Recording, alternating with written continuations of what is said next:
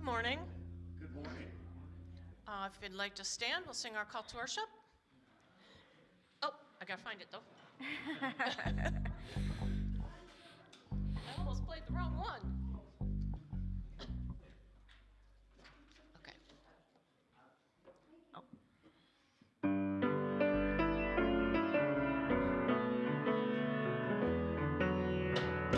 You have but one mission, and that's to live your life. You have but one mission, and that is all. No more fooling around, asking anyone's permission. Just ask your very heart and soul. I have but one mission, and that's to live my life. I have but one mission, and that is all. I'm tired of fooling around, asking anyone's permission. Just ask your very heart and soul. You have but one mission, and that's to live your life. I have but one mission, and that is all. No more fooling around, asking anyone's permission. Just ask your very heart and soul. Just ask your very heart and soul. Just ask your very heart and soul.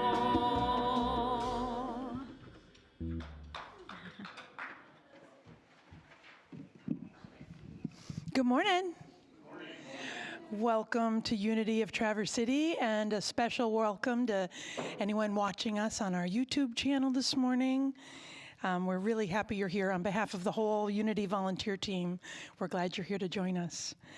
A couple of messages this morning. One is important, particularly for today. It's an announcement about the annual meeting. Our annual meeting will be today after the service, following fellowship. During the meeting, we will review the 2025 budget, vote on the 2026 budget, and elect members to the nominating committee and the Board of Trustees. A quorum is required, so if you are able to stay and join us, please do so. The meeting will be preceded by a potluck soup and a bread luncheon back in the fellowship hall. Secondly, the Deeper Discussions Group will meet next Sunday following the fellowship. We will be discussing the next chapters in the Eric Butterworth booklet called Turn on the Light. And the NIMIAC workshop is tomorrow, February 23rd at 5 p.m. The Northern Michigan Environmental Action Council is partnering with the Traverse City Area District Library to screen a short film entitled Good Grief. The 10 steps which delve into the transformative journey of individuals wrestling with the emotional realities of living through climate change. Please RSVP on their website, and a URL link is available on the sign-up table in the hallway. Additionally, Compassionate Choices group will be meeting on Wednesday, February 25th from 6 to 7:30 p.m. in our fellowship hall. Join us for conversation and fellowship as we explore how our daily choices can reflect the deepest values and our deepest values. All are welcome. And additionally, I believe, Dave Hubble, you are here. Would you like to share an announcement or a message?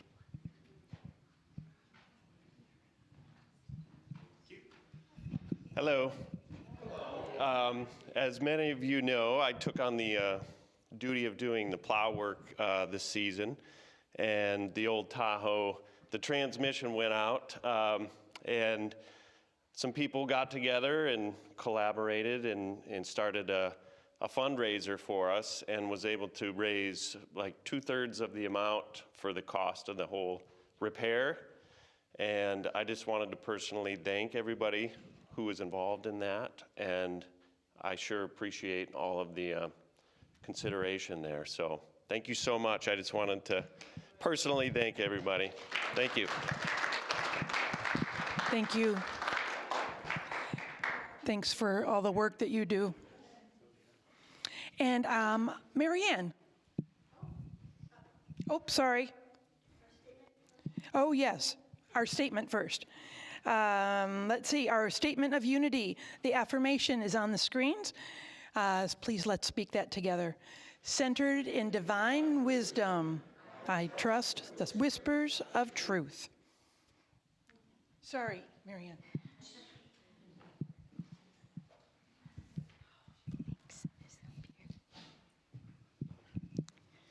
Good morning.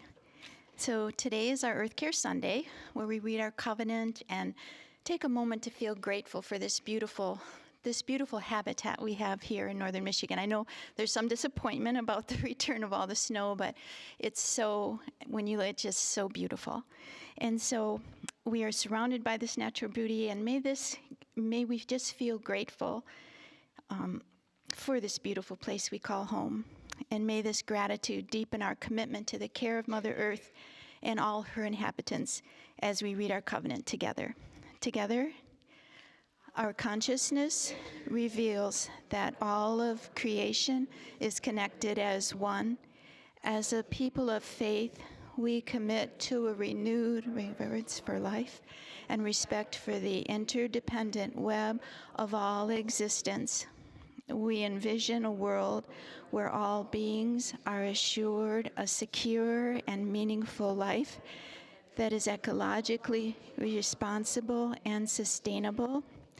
We agree to transform our individual and congregational lives into acts of moral witness, discarding harmful habits for new behaviors that demonstrate our respect for this harmony and interconnectedness. We declare our covenant with God to walk lightly upon the earth for the greatest good of all creation. And this month's Earth Care Action Step is kind of like a challenge to see how we can live more simply and mindfully, to be more conscious of how we consume, and to live more sustainably for ourselves and all the children of the earth, both the human and non-human. I found this little pamphlet from the Quakers Earth Care Program, which offers ideas about compassionate consumption and how this can be a form of activism for the planet. So these little booklets, or these little pamphlets, will be on the table in the hallway, and I hope you'll pick one up and consider some of the ideas that they have to share. Thank you so much.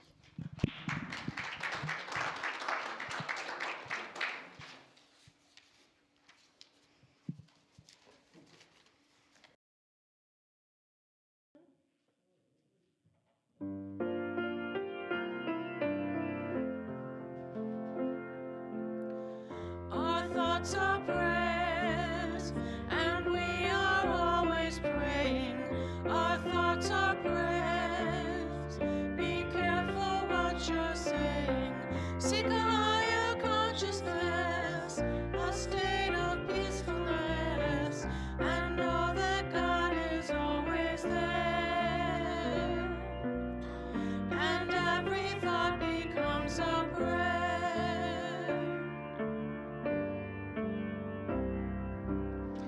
Our thoughts are prayers, and we are always praying. Our thoughts are prayers. Take charge of what you're saying. Seek a higher consciousness, a state of peacefulness, and know that God is always there. And every thought becomes a prayer. Let's take a moment just to move into the next portion of our service, just with an opening prayer. So if you'll just take a deep breath and relax. Loving Spirit, divine energy, we are so grateful for this moment, this time together to practice and appreciate the awareness of you, loving energy, moving through and between each of us. Each of us here in this room, each of us here in our community, in our state, in our country, across the world. A deep breath in, and we extend that awareness to the animals, the plants, and that interconnectedness of which Marianne just spoke. This is the time we set aside to practice and appreciate that connection. And for this, we are so grateful. And so it is. Amen. And let's move just a little bit deeper into a brief time of relaxation and meditation. From there, this is one that comes from Thich Nhat Hanh and one of his practices. And it's about giving metta. Metta is loving kindness. We're going to start with giving loving kindness to ourselves. So if you haven't already, get settled in your seat. Maybe clear anything from your lap. Close your eyes if that's comfortable. And take a deep breath.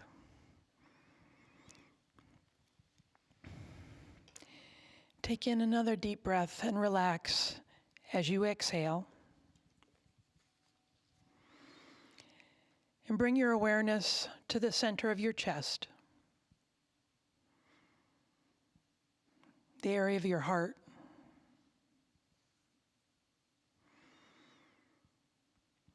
And begin by bringing to mind your own face, or place a hand over your heart, or both. And silently repeat these phrases, letting them resonate. May I be safe from inner and outer dangers. You'll say that silently to yourself. May I be safe from inner and outer dangers.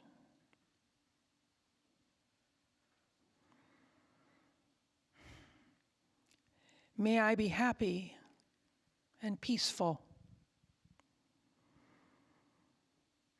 May I be happy and peaceful. May I be healthy and strong.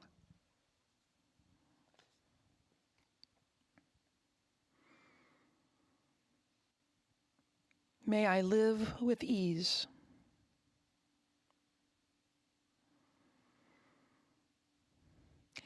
Now bring someone to mind who has loved you, supported you, makes you feel safe. And visualize them as we offer the same phrases. May you be safe.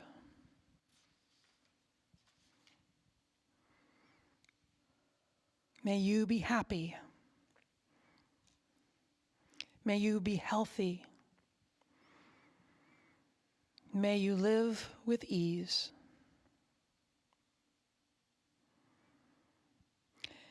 Now bring to mind someone you see regularly, but that you don't know well.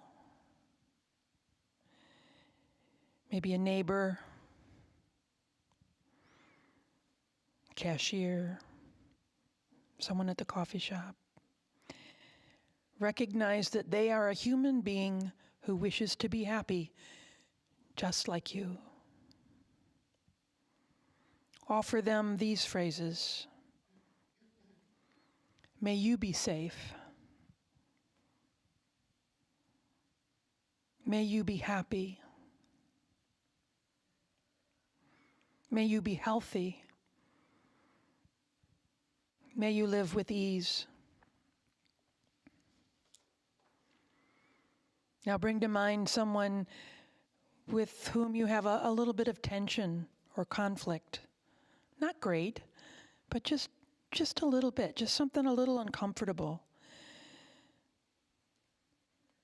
Send them good intentions, acknowledging their own struggles by speaking with them in your mind. May you be safe. May you be happy. May you be healthy. And may you live with ease.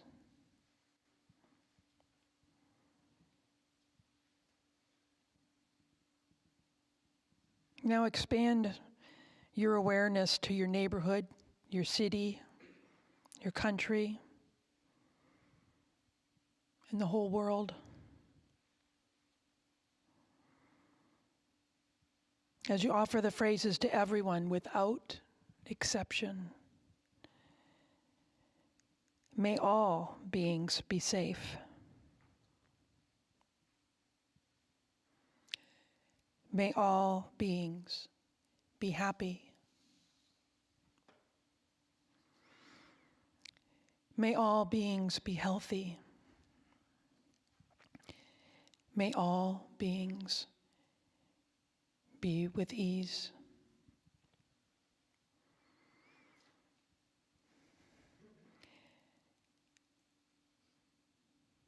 And lastly, take a deep breath and let the words go.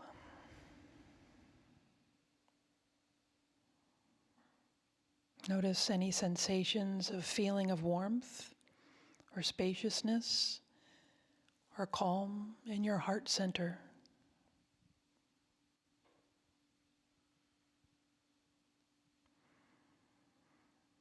And slowly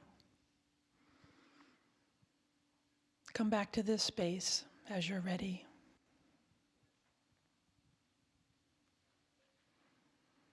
And again, for this time to practice and be aware of our interconnectedness.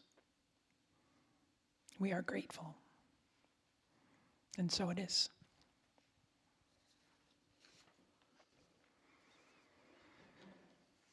Let's speak together our Great Lakes Regional Prayer, found on the screens. Together, one presence, one power, God. We are one family, one heart, called to peace, love, strength, and action. Divine wisdom guides us now. And so it is.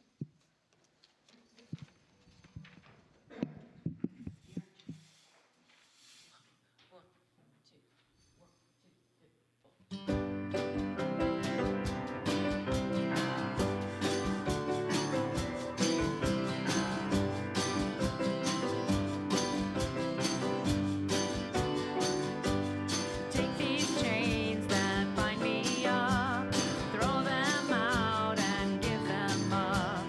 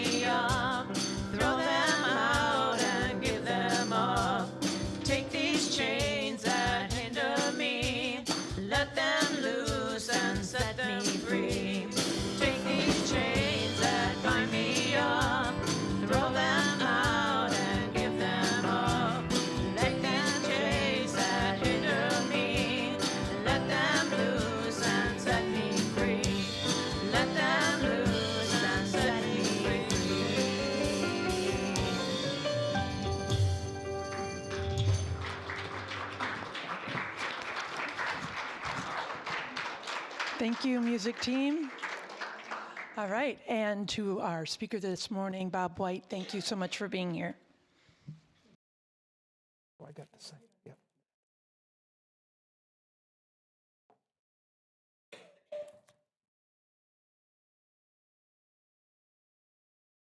Good morning.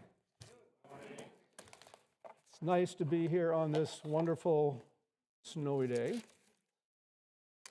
Just keep in mind, and I mentioned this to Lori this morning, at about 5 to 7, it was getting light. So we are getting closer and closer every day, and in the not too distant future, we'll also have daylight savings time to help us. So we're getting there step by step. There was a movement that started in 2010 that actually took the world by storm in a way. It's a book from Japan. In 2014, it was released in English and sold over 4 million copies by 2015. And by the first part of last year, it sold over 14 million copies. It was on the New York Times bestseller list for 149 weeks, and there was even a Netflix series based on this book. Anybody have any idea at all? I'm betting you don't. The book was titled The Life-Changing Magic of Tidying Up, and this was the first successful ideation of the decluttering phenomenon that has occurred since then. And hey, I'm all for decluttering. It sounds great. But I'm wondering, I want to take a little poll here. How many of you sitting here today actually adopted that practice and were able to declutter your houses? If you have, raise your hands. Okay. 2 of you, great. I was going to ask those who thought it was a great idea but didn't to raise your hand, but that's not necessary. That's everybody else, and you are my people. You know, there's a lot of good reasons to do that. You can donate to charity. You can find things that you haven't known that you had for years. You can clean up and appreciate the extra 200 square feet of living room you have in your house. But one thing that I have found is that it doesn't really count if you take 3 items to the thrift store and bring 4 more back. That doesn't count in the equation. Why don't we declutter? Why aren't the rest of us on board with that process? We don't always hold on to things because they're useful. We hang on to them because they're familiar. We hang on them because we've got them tucked away in places that we don't want to find or even acknowledge. And they can represent different parts or phases of our lives before, where we have memories of something that went very well, memories of something that didn't go well at all, but memories that we have decided that we want to hang on to. My record collection is a perfect example of this, or my former record collection. I had been nudged by someone very dear to me to get rid of the albums because they're sitting in banana boxes, not doing much of anything. And I fought that tooth and nail for years. It was like I was giving up a kid. You know, I was so attached to those records, and I finally had a friend who made me an offer I couldn't refuse, and I sold them, and I grieved over that for about 6 months, because every one of those records represented a memory I had, and I could tell you exactly where I was, exactly what I was doing, every time I looked at the album cover. I finally realized I can still do that because it's in my memory, but every so often I think, geez, I wish I hadn't done that. The point is that when our minds are full of the old stuff, there's really not room for much else to enter. And it occurred to me that in a way, this is a stretch, but stick with me, Lent is like decluttering. Now, we don't do it in our houses. We do it with our thoughts, our ideas, and our old behaviors. And just like the clutter at home, it's very difficult to let that go. But it's also difficult to receive new ideas, thoughts, and behaviors when our mind is full of this other stuff. And getting rid of that which no longer serves us, helps us, or does us any good other than to take up space is what Lent's about. The first part of Lent, at least. It's about space and it's about release. It's like shining a light in the attic of our minds, in the dark corners that we don't want to go into, and calling Stanley Steamer and cleaning it out like you do your vents on your furnace. Let's just get that stuff out of here because it's not doing us any good. As a matter of fact, some of that stuff is not only just taking up space, but is actually harming us because we are still connected to all those thoughts, beliefs, and experiences we had that might not have been true at all, but we still are hanging on to. They prevent us from fully following our spiritual path and being what we are here to believe because we're tied up with all this old crap. Lent is not about giving up or sacrificing anything. It's about spiritual freedom and opening up our hearts and discovering how full they can be with love, how full they can be with compassion, and how fully we can share those with others. That's what Lent is about. So let's reframe Lent, if we can, as a 40-day journey that we're going to determine and let go of those things that are complete, finished, or just no longer necessary, and make room for something better. Remember those baskets we talked about last week or a week or two ago that are full? They weigh us down, they wear us out, and they take up precious space in our heads and our minds and our lives. The things that drain our energy, use us up, make us worn out and lacking in the energy to participate and live our lives to the fullest. That's what these things can do to us. That's what these things have done to me. So today, on the very first official Sunday of Lent, I'd like us to ask ourselves a question. What am I holding on to that I am willing and ready to lay down and let it be? A few weeks ago in one of my talks, I read a couple verses from Isaiah about new beginnings, and it's very appropriate, so I'm going to read it again today. Now in this, God is speaking through Isaiah and says, "Do not remember the former things or consider things of old. I am about to do a new thing. Now it springs forth. Do you not perceive it?" There's a lot tied up in that one line. Let go of the past. Don't remember what happened before if it's not going to help you today. Spirit's about to give us something new. Spirit is always giving us something new that if we're aware of it, we can see it spring forth and we can integrate it into ourselves.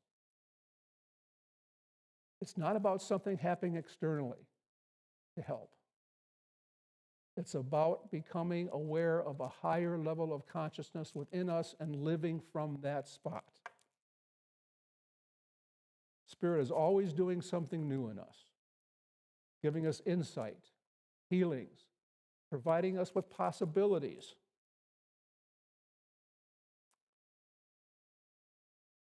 And holding our hand or leading the way or showing us the way to go each and every time.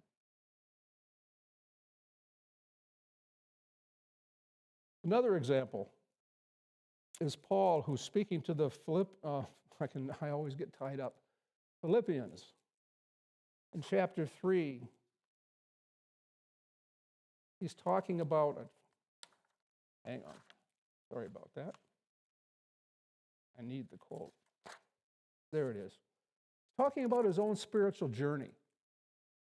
He conveys that he's not really completed the journey yet. I don't think any of us do. Or achieved the highest state of what they called, or what this writer called, Christ-likeness. It's what we would call the Christ consciousness within us.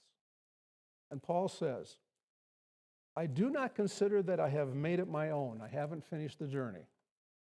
But one thing I do, forgetting what lies behind and straining for what lies ahead, I press on towards the goal. He chooses to do just one thing, not 10, not 12. Doesn't overwhelm himself. Take just one thing and do it, and forget about the past. Neither of them are letting the past drive the bus and be overly concerned with the decisions, disappointments, or situations that happened previously, and they're not letting them define them as that, which is crucial. God is giving us the promise, or Isaiah is giving us a promise. God is doing a new thing, and Paul gives us the practice. I release what was, press forward with spirit to what is and what can be. Now, this is not, or should not be, new to us, because in Unity we embrace the foundation that we change our lives by changing consciousness. And Unity teaches that knowing our principles, knowing our values, knowing what we're supposed to do in a spiritual life is not enough. They must be rooted in our thoughts, and our thoughts and beliefs shape what we experience, which is nothing more than what? Our third principle. I need intentions and need to think and act intentions, and Lent is a season for that to happen. And this is where Charles Fillmore's 12 Powers becomes such a benefit when we're going through these exercises. Fillmore taught that we have 12 God-given powers within us that can be developed, strengthened, and used consciously and with intention. There are 3 of these powers that I would like to touch on today. The first is renunciation, which is the power of release, imagination, the power of forming the new, and will, the power of choosing and aligning. Charles Fillmore doesn't leave anything to question when he talks about renunciation. There must be a renunciation or letting go of old thoughts before the new ones can find place in consciousness. It's not, gee, it would be nice. It should be, could be, it must be a renunciation of the old before we can find a place for the new. And it just makes sense. To release more worry, to look for peace, we need to release worry. If I want joy, I might need to start complaining about things. If we want better relationships, how about releasing old stories and I told you so's? And if we want clarity, we can release emotional clutter, mental clutter, and noise. Lent becomes like an inner detox in a way. Not harsh, not punishing, but it cleanses us and frees us to move on.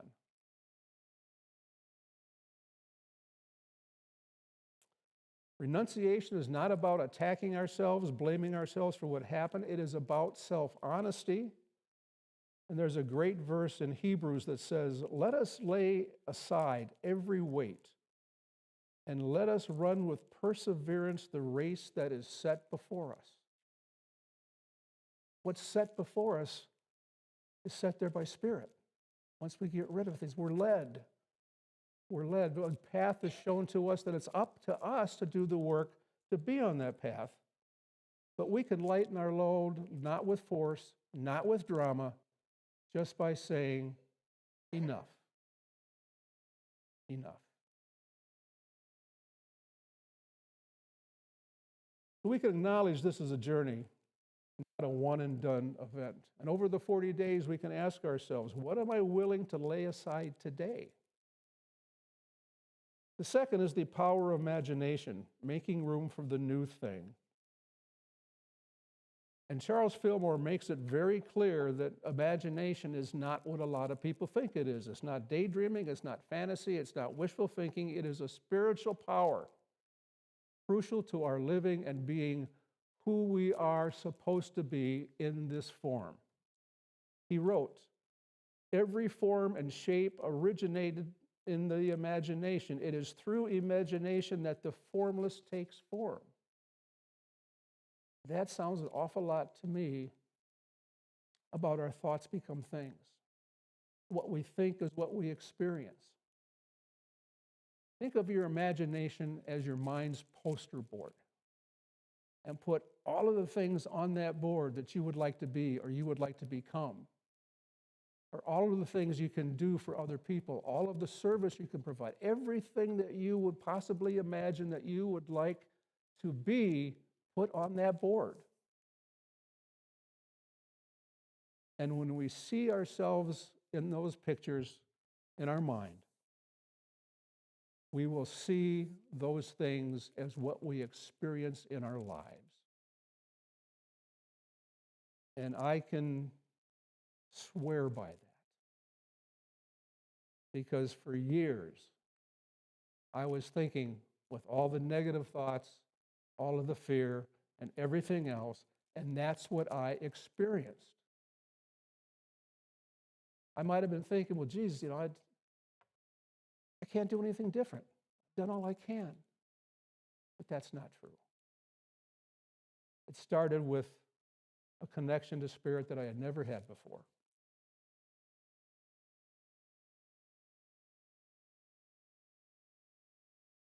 This reimagining is the second part of Lent. It's the sacred power that allows us to become what we are supposed to be here in this life. There's a quote that's attributed to Henry Ford that I think all of you have probably heard, and that is, whether you think you can or think you can't, you're right. If you think you can do it, you will. If you think you can't, there's no way. But imagination can be a slippery slope because we have the choice of what we're going to think, what we're going to believe, and what we're going to project and become. And if we're thinking about lack, if we're thinking about being alone, if we're thinking that there's no power in the world that could possibly help us, guess what? That's going to happen. To move from imagination to transformation, there's a little plan we can follow. Release what's heavy, false, and no longer useful. Make space in our consciousness. Imagine what our truth is and decide to persevere until we become it. And align our thoughts, our feelings, our choices, our actions with the truth with a capital T in all that we do. This is not being Pollyanna. It's not being wishful thinking. It's spiritual truth, law, and it requires spiritual practice. It is our responsibility to imagine what we want to become, even though we know we really already are. We have within us all of those things that we need and want. They're already here. But we need to visualize that form in the world to have them appear here. Now, I'd be willing to bet that most of what we want to release hasn't got to do with ideas or behaviors. They're images of ourself that we carry around that may feel very real, but are not true. I'm always behind. This is how I am. Nothing ever changes. And all of the twos, T-O-O. I'm too old. I'm too broken. I'm to whatever you want to put in there. And the greatest gift we have is we have the ability to think. Thoughts are just that. They're thoughts. We can change them. We can think differently and pick up a new set of thoughts that will do us much better as far as our lives are concerned and traveling on our spiritual path.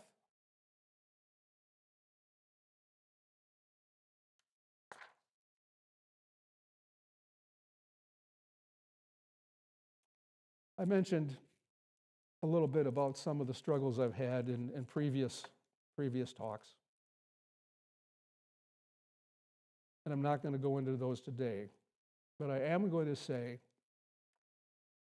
that the way that was changed in me was when I began to connect with Spirit. Began to connect with people, which I have never done. And began to think of the things that I really wanted in my life, because that needs to be known, obviously, and to think about what it felt when those occurred. What would that final product be? What would it mean to me? How could I use that power to share that in the world? And once our inner world changes, the choices we have and the opportunities begin to show up. The truth is that when I asked God what my next steps would be and followed them, they appeared. At every point when I had a question in the process of beginning to think rightly, something would come up. And then I'd do the steps that I needed to do and say, okay, what's next? And something would come up. And my part was to take steps, even at times just baby steps, towards that goal, towards what I want to become. And once I knew what it was that I really wanted, I pursued it and tried to keep my thoughts aligned with Spirit to achieve it. The last power I want to talk about today is will. And it's not willpower, but I rather call it just willingness. Charles Fillmore, will is our inner capacity to direct life. It tells us yes or no to one thing or the other. And it's our consciousness, our being, and our will with God's good for us. It doesn't force us to change anything. It allows us to release what is not true and welcome and allow what is meant to be. As long as we're aligned with that, we can transform ourselves. Will does not force us into any transformation. It allows us to make ourselves available to Spirit and its grace. And when we're aligned, it's peaceful and flowing. It's not tense or controlling. Now, there are some practical Lenten releases that we can consider over the next 4 or 5 weeks. The weight of the past, our regrets, our old mistakes, the same story that keeps on playing over and over and over again in our minds of what we did wrong and how much it was our fault. We can say, I bless what this taught me. I now release what drains me. The weight of fear-based imagining. How many of you are like me, and when something goes wrong, automatically go to the worst possible end? Be it health, be it a truck that breaks down, be it whatever you want to put in there. Oh my God, it's going to ruin my life. And how many times in our lives has that actually happened? I've had some struggles, but I can't say my life has ever been ruined by anything. The weight of resentment or unfinished emotions. If we carry around anger, disappointment, grief that got stuck, refusing to let it go, we can release what binds me. I choose freedom. and the weight of control. Have you ever felt that you have to manage everything? There's nothing that anybody else can do to help, that I have to do this on my own? I release control. I choose cooperation with Spirit.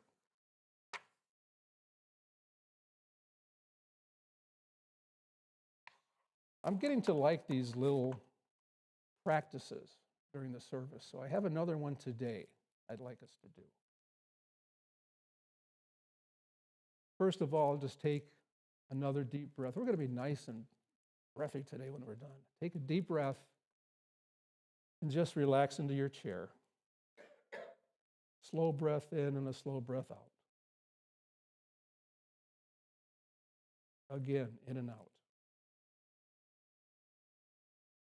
Silently name one thing you are ready to release this Lent. Just one, and keep it simple.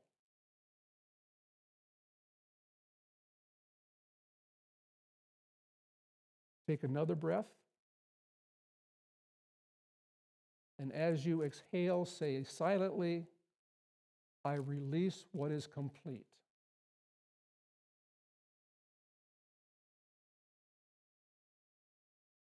And again, silently, I let go of old thoughts. I make room for the new. And let that just land gently, softly. Now ask yourself, what do I want to welcome into my life, into my mind instead? And it could be anything. It could be courage, clarity, love, whatever it is that comes to you. What do I want to welcome instead?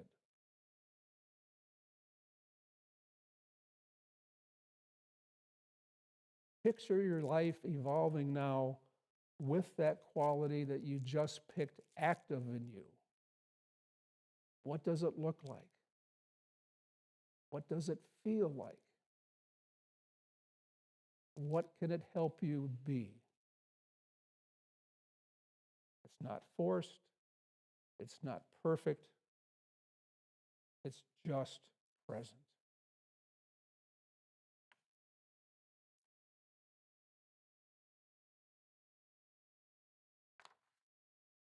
And let this affirmation rest quietly in your heart and in your mind. Through the Christ in me, a new thing is unfolding.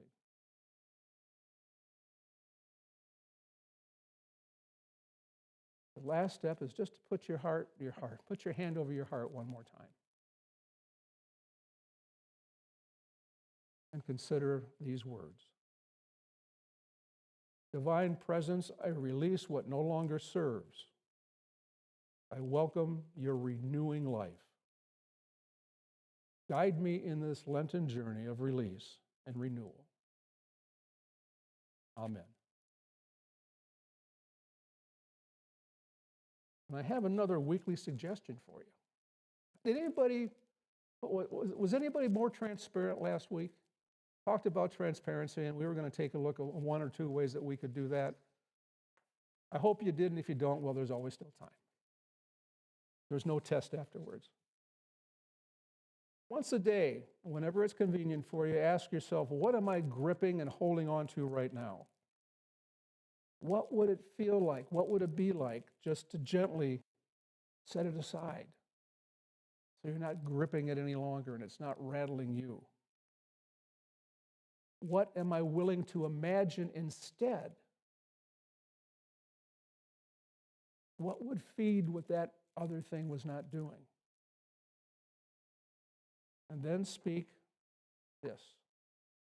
I release this to God. I make room for the new.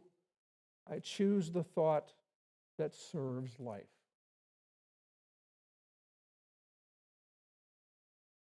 And remember Paul's practice about forgetting what lies behind and moving forward to what lies ahead.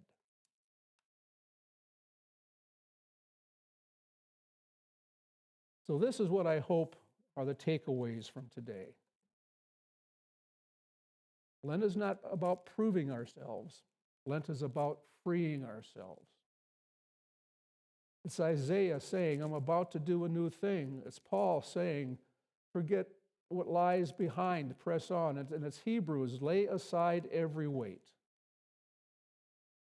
In unity, that could be said as release clears the path, imagination forms the new, and will chooses our alignment and willingness to follow God's path.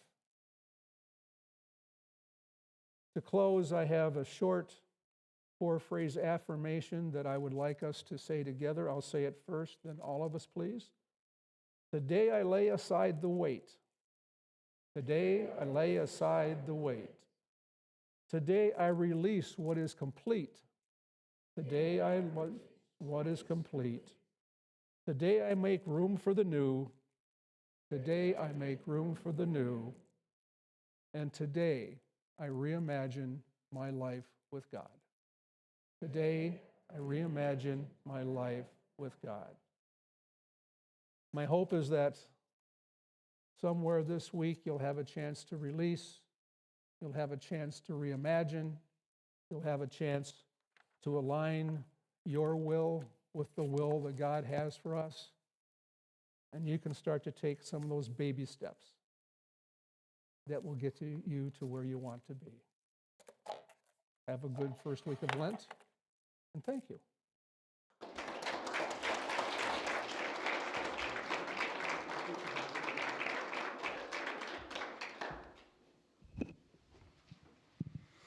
Thank you, Bob. We are grateful for you and the role you play here, and glad you were able to be here today with us.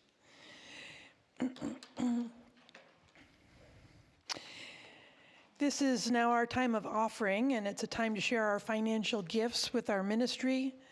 As children of a loving God, we live in the light of abundance, and we're deeply grateful for all that's been given and all that is to come. We embrace the good that God provides with joy and thanksgiving. And let's speak together our prosperity blessing. Together, God is the constant, unconditional, and unfailing source of good in my life. There was a time in my life I thought I'd have to do it all for myself. I didn't know the grace of God was sufficient. I didn't know the love of God was at hand. But now I can say, if you're discouraged and struggling just to make it through another day, you've got to let it go. Let it all go. And this is what you have to say. I release and I let go. I let the Spirit run my life. And my heart is open wide. Yes, I'm only here for God. No more struggle, no more strife. With my faith I see the light. I am free in the Spirit. Yes, I'm only here for God.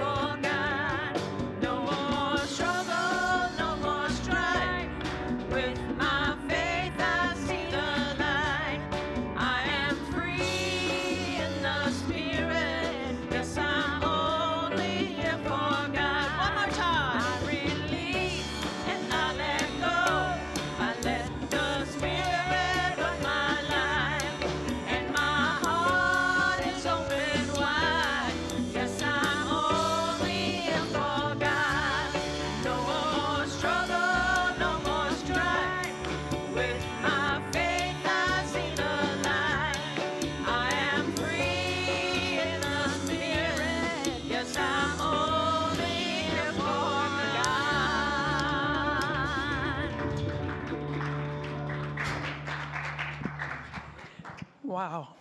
That song always makes me feel like the closest I could imagine being in a Baptist church, you know? I'm not one to wave, but I'm really close to like waving and yelling things. Anyhow, thank you to everyone for being here today. Thank you to all of our volunteers, the music team, and of course the folks that have prepared food, brought food for us to share in the back for our fellowship time. We also have our volunteer chaplains. One will be here, one will be in the hallway for after service private prayer. So we also have our annual meeting, which is after our fellowship time, and a lot of work and preparation goes into that by our board.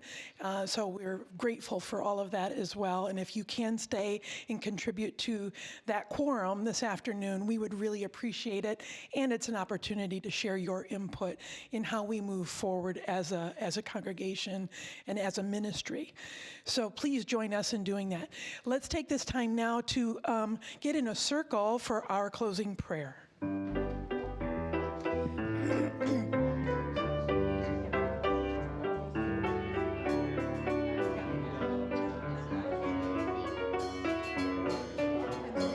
was going to say Go ahead.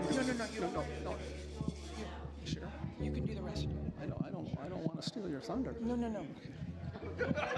My voice is getting. Yeah, okay. I was going to steal That'd be great. Okay. Since you know more about it, it feels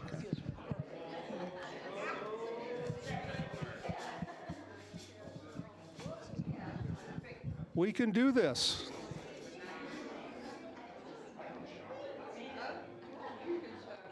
Our circle actually looks like a road course today. Oh, that's okay. That's all right. I would like to take just a moment and mention a couple of our congregants who are really in need of our prayers today. Brooke Borgeson Gray's daughter Willow is in a hospital in Grand Rapids. She has some type of heart infection, and the notification that I received is that she is in life support and in critical condition. So let's hold both of them and the medical team in our thoughts and prayers for the best possible outcome in this situation. And also for a long-time member of ours, Cindy Ron, who has a son who passed away this past week. And for anyone who knows her or anyone who has the feeling to want to stop in and see her, the visitation is going to be held at Reynolds John Koff today from 4 until 8. So I know I am going to stop by and offer my condolences and prayers to Cindy, because she was a very, very big part of this ministry for quite a long time. So. Cindy Curtis was her name when Yeah. she was a part. Yes. Cindy Curtis. Yeah. Some of you know who that is. Yep. Okay. So,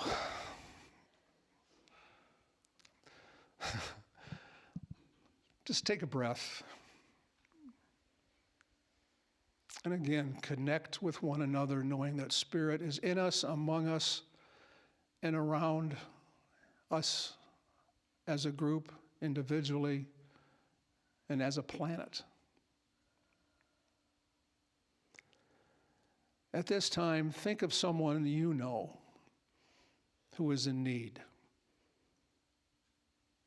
either physically, emotionally, or in any other way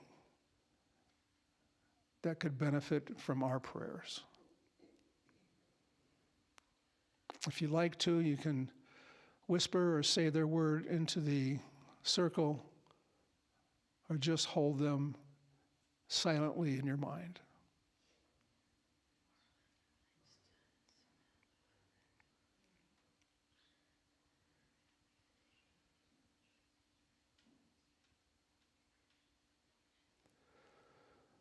We now release these prayers to the universe,